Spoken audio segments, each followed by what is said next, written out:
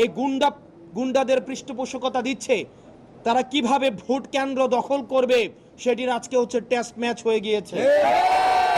দেখেছেন যে আমরা যখনই নির্বাচন কমিশনে আমরা আসি, আমরা নির্বাচন কমিশনের যেই বস্তুনিষ্ঠ ভূমিকাকে আমরা সবসময় প্রশ্নবিদ্ধ করেছি। আমরা বারবার বলে এসেছি যে অতীত কাঠামোতে বর্তমান যে নির্বাচন কমিশন পিক অ্যান্ড চুজ ভিত্তিতে নিয়োগ করা হয়েছে, গঠিত হয়েছে, এখানের কমিশনার যারা রয়েছে তারা পিক অ্যান্ড চুজ ভিত্তিতে নিয়োজিত হয়েছে, নিয়োগপ্রাপ্ত হয়েছে। আমরা তাদের বস্তুনিষ্ঠ ভূমিকাকে আমরা সব সময় এখনো পর্যন্ত আমরা প্রশ্নবিদ্ধ করেছি। আমরা আজকে যে ন্যাক্কারজনক যে ঘটনাটির পুরো বাংলাদেশ যেটি সাক্ষী হয়েছে, এটি মূলত হচ্ছে আগামী নির্বাচন কেমন হতে পারে এবং সেই নির্বাচনে এই নির্বাচনের ভূমিকা কি, নির্বাচন কমিশনের ভূমিকা কি হবে এবং আগামী নির্বাচনে বিএনপি কি ভূমিকা রাখবে এবং পুলিশ কি দর্শকের ভূমিকা রাখবে, কি ভূমিকা পালন করবে, সেটির আজকে প্রমাণ হয়ে গিয়েছে। আপনারা দেখেছেন কিভাবে বিএনপির একজন নেত্রী বলছেন আমরা চাইলে এখানে গুন্ডা নিয়ে আসতে পারতাম, অর্থাৎ গুন্ডার পৃষ্ঠপোষকতা ওনারা দিয়ে আসছেন। আমরা দেখছি নির্বাচন কমিশনের বাইরে লাঠি সুটা নিয়ে মহড়া দিচ্ছে। নির্বাচন কমিশন, প্রধান নির্বাচন কমিশনের অফিসের যদি এই অবস্থা হয়, সারা বাংলাদেশে এই বিএনপির যারা রয়েছে এই গুন্ডাদের পৃষ্ঠপোষকতা দিচ্ছে, তারা কিভাবে ভোট কেন্দ্র দখল করবে সেটির আজকে হচ্ছে টেস্ট ম্যাচ হয়ে গিয়েছে। এবং এইসব নেতাকর্মী বাংলাদেশে কিভাবে, হাসিনার সময় আমরা বলতে শুনেছি, হাসিনা বলতো 20টা হুন্ডা 10টা গুন্ডা নির্বাচন ঠান্ডা। আর আজকে রুমিন ফারহানা, যিনি হাসিনার কাছে ফ্ল্যাটের জন্য আবেদন করেছেন, যিনি হাসিনার পতনে সবচেয়ে বেশি আমার মনে হয় কষ্ট পেয়েছেন, সবচেয়ে বেশি কষ্ট পেয়েছেন, তিনি হচ্ছেন রুমিন ফারহানা। আমরা 15 আগস্টে আওয়ামী লীগ থেকেও বেশি আওয়ামী লীগ পণ্য যাদেরকে মনে হয় তাদের মধ্যে রুমিন ফারহানা অন্যতম। উনি সব সময় বলে থাকেন বিগত 15 বছর নাকি উনি অনেক ভালো ছিলেন।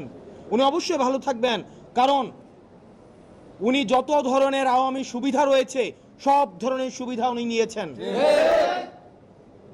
আজকের নির্বাচন কমিশনের যে ভূমিকা রেখেছেন, আমরা সেই ভূমিকাকে আমরা সবসময় প্রশ্নবিদ্ধ আমরা করে এসেছি। আমরা পুলিশকে দেখেছি এখানে নীরব দর্শকের ভূমিকা পালন করেছে। আমরা দেখলাম পুলিশ আমাদের নেতা কর্মীদেরকে আমাদের কিভাবে নির্বাচন কমিশনে ঢুকতে বাধা দিয়েছে, অন্যদিকে বিএনপির নেতা কর্মীদেরকে কিভাবে ফ্রি এক্সিট দিয়েছে। এবং এই নির্বাচন কমিশন কতিপয় পার্টির এটা পার্টি অফিস হয়ে গিয়েছে। প্রিয় সাংবাদিক বৃন্দ, আমরা বলে এসেছি, বারবার করে বলে এসেছি, আমরা একটি গ্রহণযোগ্য অবাধ নিরপেক্ষ নির্বাচনের দিকে আমরা যেতে চাই। আর বাংলাদেশের মানুষ গণতান্ত্রিক উত্তরণের জন্য অপেক্ষা করছে, কিন্তু বাংলাদেশের মানুষ আবার গুন্ডাতন্ত্রের দিকে যেতে চায় না। বাংলাদেশের মানুষ আবার 1-11 মঞ্চস্থের জন্য অপেক্ষা করছে না। আবার যদি একটি সুষ্ঠু, অবাধ, আমাদের গ্রহণযোগ্য অন্তর্ভুক্তিমূলক নির্বাচন হতে চায়, তাহলে এই নির্বাচন কমিশনের আমরা বস্তুনিষ্ঠ পেশাদারিত্বের ভূমিকায় আমরা দেখতে চাই। এভাবে নির্বাচন কমিশন যেভাবে দলকানা একটি দলের প্রতি, একটি দলের এজেন্ডা বাস্তবায়নে যেভাবে নির্লজ্জের মতো কাজ করছে, সেটি আমাদের যেই নির্বাচনমুখী আমরা হচ্ছি সেটির অন্তরায় বলে আমরা মনে করছি। সেজন্য আমাদের একটি সুষ্ঠু নিরপেক্ষ নির্বাচনের জন্য আমাদের এই নির্বাচন কমিশনকে অবশ্যই আমাদের দল মত নির্বিশেষে নিরপেক্ষ ভূমিকা পালন করতে হবে। নতুবা আমরা এই নির্বাচন কমিশনের পুনর্গঠনের জন্য আমরা অনতিবিলম্বে এই নির্বাচনের প্রতি, কমিশনের প্রতি যে আমাদের আস্থা ছিল, সেই আস্থা ক্রমশ ক্ষীয়মান। আমাদের দল নিবন্ধন থেকে শুরু করে, মার্কা বরাদ্দ থেকে শুরু করে, আমাদের যে সীমানা নির্ধারণ, প্রত্যেকটি কাজে কাজে আমরা দেখেছি, আমরা যখন নির্বাচন কমিশনের সাথে মিটিং করি আমরা দেখি তাদের এক ধরনের আচরণ থাকে, তারপরে তারা একটা সময় চায়, ওই সময়ের মধ্যে কি হয় এটা তারাই বলতে পারবেন। রিমোট কন্ট্রোল নির্বাচন কমিশনের কোথায় রয়েছে এটা আমাদের কাছে এখনো পর্যন্ত সেটা অজ্ঞাত। নির্বাচন কমিশনের যারা কমিশনার রয়েছে, আপনারা যদি মনে করেন আপনারা নিজেরা আপনাদের এই নির্বাচন কমিশন পরিচালনা করতে পারবেন না, আপনারা অন্যরা কেউ পরিচালিত করে আপনাদেরকে, আপনারা মানুষের সামনে সেটি প্রকাশ করুন। না হয় নিকট অতীতে আমরা নুরুল হুদা কমিশনকে আমরা দেখেছি, তার পরিণতি আমরা দেখেছি। বাংলাদেশের মানুষ আবার কোনো মঞ্চস্থ নির্বাচনের দিকে যেতে চায় না।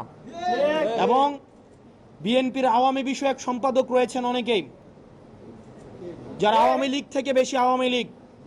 বিএনপির আওয়ামী লীগ বিষয়ক সম্পাদক যারা রয়েছেন তাদের মধ্যে অন্যতম রুমিন ফারহানা, আওয়ামী লীগের সুবিধাভোগী, আওয়ামী লীগের ফ্ল্যাটভোগী, এবং যারা গুন্ডা দিয়ে নির্বাচন কমিশনকে ঠান্ডা করে দিতে চায়, যারা একটা প্রেসক্রিপটিভ ইলেকশনের দিকে আবার যেতে চায়।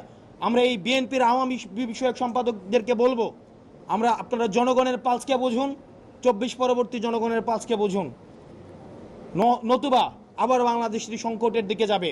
এবং তাদের কারণেই আমরা বিশ্বাস করতে চাই বিএনপি এখনো পর্যন্ত গুন্ডাতন্ত্র, তারা যেই বিএনপির এই ফজলু সাহেব, উনাকে এখনো পর্যন্ত আমরা সম্বোধন করছি, সম্মান দেখাচ্ছি, কিন্তু উনি যে ধরনের বক্তব্য দিচ্ছেন এবং রুমিন ফারহানা যে ধরনের বক্তব্য দিচ্ছেন, যে ধরনের কার্যক্রম পরিচালনা করছেন, আমরা ধরে নিব এগুলো হচ্ছে বিএনপির হাইকমান্ডের ইনস্ট্রাকশন। এবং আজকের নির্বাচন কমিশনে যেই ঘটনাটি ঘটেছে সেই বিষয়ে বিএনপি কি অবস্থান নেয় সেটির প্রতি আমরা নজর রাখব। এবং পুলিশ ভাইরা যারা রয়েছেন, আমরা আপনাদের প্রতি আবেদন জানাবো, আপনারা দয়া করে ক্ষমতামুখী হওয়ার কোনো প্রয়োজন নাই। আপনারা দেখেছেন নির্বাচনের আগের রাতে যে ওসিরা, যে এসপিরা, যে পুলিশটা টাকা খেয়ে নির্বাচন করে দিয়েছে, আমিডামিন নির্বাচন করে দিয়েছে, তাদের আজকে পরিণতি কি হয়েছে। আপনারা জনগণের পক্ষে থাকেন, জনগণ আপনাদেরকে বাঁচাবে, কোনো রাজনৈতিক দল আপনাদেরকে শেল্টার দিতে পারবে না। যদি জনগণ আপনাদের পাশে থাকে তাহলে এই হুন্ডা গুন্ডার রাজনীতি বাংলাদেশে আর পুনর্স্থাপিত হবে না। আমরা এই গুন্ডার রাজনীতি আমরা ভারতে পাঠিয়ে দিয়েছি। এখন এই রুমিন ফারহানারা যদি সেটি আবার বাংলাদেশে রিহ্যাবিলিটেট করতে চায়, তাহলে হাসিনার প্রতি তাদের যে আন্তরিকতা, তাহলে হাসিনা যেখানে আছে তাদেরকেও সেখানে চলে যেতে হবে। প্রিয় সাংবাদিক ভাইয়েরা, আমরা এই নির্বাচন কমিশনের বস্তুনিষ্ঠ আচরণ দেখতে চাই। না হয় এই নির্বাচন কমিশন পুনর্গঠনের জন্য এই নির্বাচন কমিশনের আমাদের যে পিক অ্যান্ড চুজ পদ্ধতিতে নির্বাচন কমিশন গঠিত হয়েছে, এই নির্বাচন কমিশনে বিভিন্ন পক্ষের লোক রয়েছে। একজন হচ্ছে বিএনপিপন্থী, কেউ হচ্ছে অন্যপন্থী, কেউ হচ্ছে ডানপন্থী, কেউ বামপন্থী। এই যে পন্থী, আমরা চেয়েছিলাম বাংলাদেশপন্থী নির্বাচন কমিশন। আমরা এই নির্বাচন কমিশনের যেই ধরনের অ্যানোমালিজ রয়েছে আমরা খুব শীঘ্রই আপনাদের সামনে উপস্থাপন করব। এবং বাংলাদেশের এনসিপির নেতাকর্মী, আপনারা প্রত্যন্ত এলাকায়, আপনারা প্রান্তিক জনপদে যারা রয়েছেন, সারা দেশের এনসিপির নেতাকর্মীদের প্রতি বিএনপির যে বিমাতা সুলভ আচরণ, সেটির আজকে একটি সিগন্যাল আপনারা পেয়ে গেলেন। আপনাদেরকে সুগঠিত হতে হবে এবং বিএনপির এই যে আগ্রাসী যে মনোভাব রয়েছে, গুন্ডাতন্ত্রের যে মনোভাব রয়েছে, গুন্ডাদের তুষণ এবং পোষণের যে মনোভাব রয়েছে, সেটি থেকে যদি সংস্কার না করে তাহলে তাদের গণপ্রতিরোধের মুখোমুখি হতে হবে। আমরা আনুষ্ঠানিকভাবে নির্বাচন কমিশন আমরা অভিযোগ দিয়ে যাব এবং আমরা পর্যবেক্ষণ করব নির্বাচন কমিশন এই বিষয়ে কি যথাযথ ব্যবস্থা নেয়। আপনারা ভালো থাকবেন। আপনারা যারা এই নির্বাচন কমিশনের যেসব সাংবাদিক রয়েছেন, আপনাদের কৃতজ্ঞতা জানাচ্ছি, ধন্যবাদ জানাচ্ছি। এবং আমরা আপনাদের পেশাদারিত্ব এবং আপনারা যেই পেশাদারিত্বের পরিচয় দিচ্ছেন সেটির প্রতি আমরা কৃতজ্ঞতা জানাচ্ছি। কিন্তু আমরা সেটিও বিশ্বাস করি, আমরা সেটি জানি যে আপনাদের উপরে বিভিন্ন ধরনের প্রেশার দেওয়া হয়, বিভিন্ন হাউজের প্রেশার দেওয়া হয়।